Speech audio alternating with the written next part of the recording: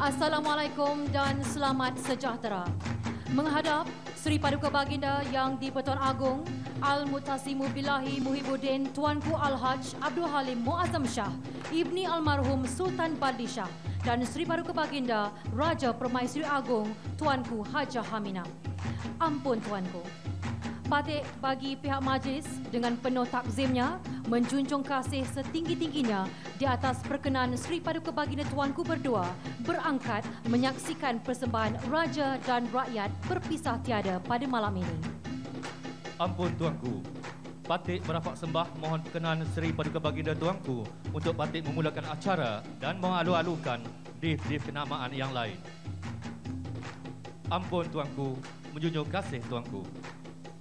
Yang Amat Berhormat Datuk Seri Muhammad Najib bin Tun Haji Abdul Razak, Perdana Menteri, dan Yang Amat Berbahagia Datin Seri Rosmah binti Mansur, Yang Amat Berhormat Tan Sri Datuk Haji Muhyiddin bin Haji Muhammad Yassin, Timbalan Perdana Menteri, dan Yang Amat Berbahagia Puan Sri Datin Nuraini binti Haji Abdul Rahman, Yang Berhormat Datuk Seri Utama Dr. Rais bin Yatim, Menteri Penerangan Komunikasi dan Kebudayaan, Pengerusi Jawatan Kuasa Khas Pertabalan, dan Yang Berbahagia Datin Seri Utama Masnah binti Muhammad, Yang Berhormat Menteri-Menteri dan Timbalan-Timbalan Menteri, Tuan Yang Terutama, Pesuruh Jaya Tinggi dan Duta-Duta, Yang Berbahagia Tan Sri, Puan Sri, Datuk-Datuk, Datin-Datin, Tuan-Tuan dan Puan-Puan yang dihormati sekalian.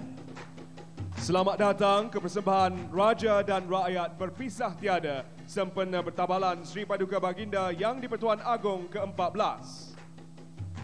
Untuk makluman, persembahan Raja dan Rakyat berpisah tiada disiarkan secara langsung melalui TV2, Astro Ria dan juga disiarkan ke Singapura. Ampun Tuanku, berikut ialah perarakan masuk para pembesar dan panglima yang membawa warkah lafaz ikrar menjunjung kasih dan taat setia untuk diserahkan kepada Yang Berhormat Datuk Seri Utama Dr. Rais bin Yatim, Menteri Penerangan Komunikasi dan Kebudayaan, Pengerusi Jawatan Kuasa Khas Pertabalan untuk dilafazkan di hadapan sekalian pembesar dan rakyat jelata. Div-div kehormat dan hadirin yang dihormati sekalian, persembahan Raja dan Rakyat pada malam ini akan dipersembahkan melalui 4 segmen, iaitu segmen kegemilangan istana, segmen dari rakyat kepada raja, segmen kreatif dan tarian rakyat, segmen Dirgahayu Tuanku. Melalui segmen kegemilangan istana, hadirin sekalian akan menyaksikan persembahan gerak tari istana yang popular di utara tanah air. Terimalah tarian Layang Mas, persembahan Istana Budaya, kumpulan kesenian JKKN dan kumpulan kesenian Dewan Bandaraya Kuala Lumpur.